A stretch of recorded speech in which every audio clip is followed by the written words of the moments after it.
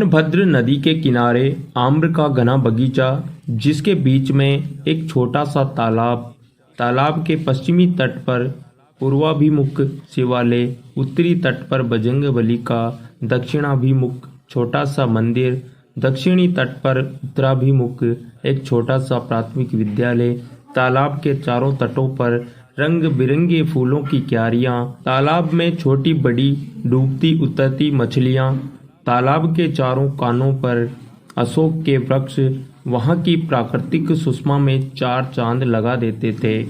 तालाब के पूर्वी तट पर घास फूस से बनी एक छोटी सी झोपड़ी थी, जिसमें एक प्रसिद्ध तांत्रिक रहते थे, मड़ई बाबा जी। हाँ, उनके शिष्य, उनके भक्त उन्हें मड़ई बाबा के नाम से ही प्रसिद्ध कर रखे थे। मड़ई बाबा एक आकर्षक व्यक्तित्व, सुंदर मुखाकृति, लंबी दाढ़ी, गेरुआ आधारी गले में रुद्राक्ष की माला, सिर पर जटाओं की पगड़ी, तंत्र विद्या में निपुण, जिसकी कीर्ति दूर दूर तक फैली हुई थी। हर दिन सुबह के 6 बजे से दिन के 12 बजे तक दूर दूर से आए किसी भी रोग से ग्रसित रोगियों का उपचार सिर्फ भूत देखकर करते थे। बदले में उन्हें अमूल्य चढ़ावा मिलता था। बाबा से भभूत लेने के पश्चात कोई भी रोगी वहां दोबारा उपचार के लिए नहीं आया। उनके तंत्र मंत्र की दुकान काफी जोर शोर से चल रही थी, या यूं कहिए दौड़ रही थी। शिष्यों सहित उनके दिन बड़े ही मजे में कट रहे थे। उनकी शिष्य मंडली तथा भक्त मंडली प्रत्येक पूर्णिमा को भजन कीर्तन करती थी। आसपास के ग्रामीण उन्हें ईश्वर का अवतार मानते थे।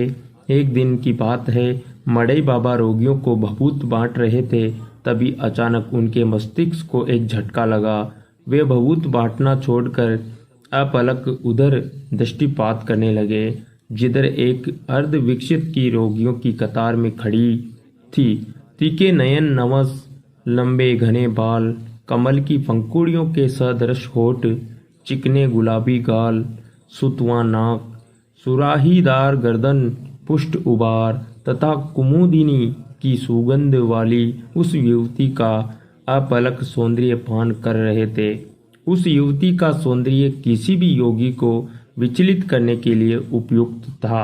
लग रहा था मानो विश्वामित्र की तपस्या भंग करने स्वयं उर्वशी आ गई हो। बाबा ने आज तक सैकड़ों रूप रसियों की देखी थी, किंतु कभी भी पिछले न थे। मानो काम पर विजय प्राप्त कर चुके हो, परंतु आज वे काम के बंधन में जकड़ चुके थे। उन्होंने मन ही मन में कुछ निश्चय किया और फिर भभूत बांटने लगे। जब उनका सामना उस युवती से हुआ तो पूछ बैठे, क्या कष्ट है तुम्हें? मुझे मिर्गी आती है बाबा। उसकी सुरीली आवाज के हृदय को चीर रही थी। इसी रोग के कारण बाबा मेरी 2 बार शादी टल गई है। मुझे कोई अपनाने को तैयार नहीं है। मेरा कष्ट हरण कर लीजिए बाबा। भीगते स्वर में युवती बोली, ठीक है, अभी तुम यहाँ बैठो, कहकर बाबा बाकी बचे रोगियों को भभूत बांटने लगे। वह युवती तालाब के किनारे बैठकर डूबती उतरती मछलियों को देखने लगी। कुछ क्षणोपरांत उसे बाबा ने पुकारा। यह लगभग दौड़ पड़ी। बाबा उसकी मस्तानी चाल पर मुग्ध हो गए। वे उस कली का सुगंध लेना चाहते थे। बालिका, तुम अमावस्या की रात को ठीक 8 बजे आ जाना। हाँ, इस पुर्जे पर लिखा सामग्री भी लाना। इतना कहकर वे उस युवती के हाथ में एक कागज का टुकड़ा पकड़ा दिए। युवती मन ही मन उत्साहित होकर सामग्री की सूची ली और बाबा के चरणों में झुक गई। युवती के शरीर से निकले कुमुदीन की सुगंध ने बाबा को मालामाल कर दिया। जाहो बालिका, निश्चित समय पर निर्धारित सामग्रियों को लेकर खूब सज धज के आना। तुम्हारा कष्ट सदा सर्वदा के लिए उड़न छू हो जाएगा। युवती मुस्कुरा उठी, जी बाबा, और चल पड़ी अपने निवास स्थान की ओर। उसकी मुस्कान बाबा के हृदय पर कड़कड़ाती बिजली की तरह गिरी और बाबा निहाल हो गए। माँ मड़ई बाबा ने इस सामग्रियों के साथ अमावस्या को रात 8 बजे बुलाया है। युवती ने घर पहुंचकर अपनी माँ से कहा, परसों ही तो है अमावस्या, चली जाना अपने बापू के साथ। वे बहुत ही पहुँचे हुए योगी है, उनके दर में कोई भी खाली हाथ नहीं लौटा है। युवती की माँ ने ऐसा कहा। अमावस्या की रात्रि के लगभग 8 बजे होंगे। अंधेरे के कारण सब कुछ अस्पष्ट था। झिंगुरों की बेरहम आवाज वातावरण की शांति भंग कर रही थी। बाबा की झोपड़ी में एक लालटेन का मध्यम प्रकाश फैल रहा था। झोपड़ी में बाबा ऊंचे आसन पर विराजमान थे। उनके सामने बैठी थी वह युवती जो संगमरमर की तलाशी हुई मूर्ति लग रही थी। युवती के आगे धुनी सुलग रही थी। युवती के पीछे बैठा था उसका पिता। बाबा कुछ देर तक टोना टोटका करते रहे। धुनी में बाबा कोई रासायनिक पदार्थ डाले। धुनी से धुआं निकलना प्रारंभ हो गया। कुछ क्षण के पश्चात युवती सहित उसका दीनहीन बाप बेहोश होकर गिर पड़े। बाबा को कुछ बाछें खिल गई। अथरों पर विजयी मुस्कान अठिलियां करने लगी। बाबा युवती को उठाकर प्राथमिक विद्यालय के बरामदे में जा पहुंचे। उसका कंबल वहां पहले से बिछा था। युवती को कंबल पर सुलाकर उसे वस्त्रहीन कर लिए और फिर स्वयं भी अनावृत हो गए। कुछ देर वे उसकी सुकोमल अंगों से छेड़छाड़ करते रहे और फिर ममाते अंधेरों में जाम पीने लगे। अब बाबा दिन दुनिया से बेखबर होकर सौंदर्य कुंड के गोता लगाने के लिए बेचैन हो गए।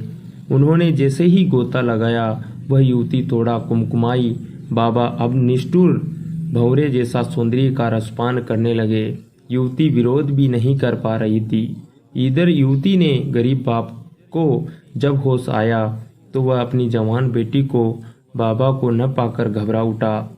वह झोपड़ी से बाहर निकला तो उसे 2 साए कामुक अंदाज में दिखे। वह कुछ नहीं बोला। वह सधे कदमों को बाबा की झोपड़ी में घुसा और उनकी कुल्हाड़ी उठा ली। अब वह दबे पांव कदमों के उन दोनों के पीछे पहुंच गया। फिर एकादम साथ कर कुल्हाड़ी का जोर से प्रहार बाबा के सिर पर कर दिया। बाबा का सिर फट गया और वह उसी हालत में बोल गए। अब उस बाप की हालत विक्षिप्तों की तरह हो गई थी। उसने उस घृणित कार्य में संलग्न मूर्छित निर्दोष पुत्री को भी नहीं छोड़ा। एक ही वार में उसका भी काम तमाम हो चुका था। 2 हत्याएं कर वह अंधेरे में तेजी से गुम हो गया। सुबह होते ही मड़ई बाबा और उस युवती की नंगी लाश देखने के लिए लोग उमड़ पड़े। सबके जबान पर है की बात मड़ई बाबा तांत्रिक के खाल में कामुक भेड़िया था। इसने न जाने कितने अपनी हवस प्यास बुझाई होगी। तो दोस्तों आज की यह कहानी हमारी आपको कैसी लगी? वीडियो पसंद आया हो तो वीडियो को लाइक कीजिए। चैनल पर नए तो चैनल को सब्सक्राइब कीजिए ताकि आने वाली वीडियोज या कहानी आप सुन सके सबसे पहले। तो दोस्तों मिलते हैं अगली वीडियो में नए टॉपिक के साथ, नई कहानी के साथ। तब तक के लिए बाय बाय।